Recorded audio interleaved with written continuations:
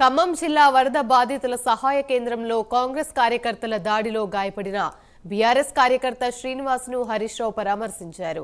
ఆయన ఆరోగ్య పరిస్థితి గురించి అడిగి తెలుసుకున్నారు. అధికార పార్టీ నాయకులు తమ నాయకులు కార్యకర్తలపై దాడులు చేయడాన్ని ఆయన తీవ్రంగా ఖండించారు.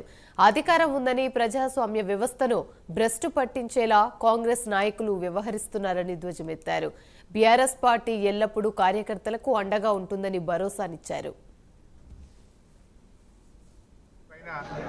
మొన్న ఖమ్మంలో కాంగ్రెస్ పార్టీ గుండాలు దాడి చేయడంలో ఆయన కాలు ఫ్రాక్చర్ కావడం జరిగింది. తమ్ముడిని పరామర్శించడం కోసం మరి నేను, సునీతా లక్ష్మారెడ్డి గారు మేమందరం కూడా ఇక్కడికి వచ్చి ఆ తమ్ముడిని పరామర్శించాం. కాంగ్రెస్ ప్రభుత్వంలో పేరుకు ప్రజాపాలన, కానీ ఈరోజు ప్రజాస్వామ్యం కూని అయిపోయింది.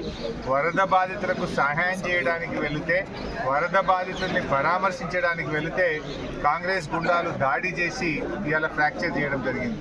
ఆయన కాలు ఫ్రాక్చర్ అయింది. గమ్మత్ ఏంటంటే ఉల్టా మళ్ళీ మా మీదనే కేసులు పెట్టారు.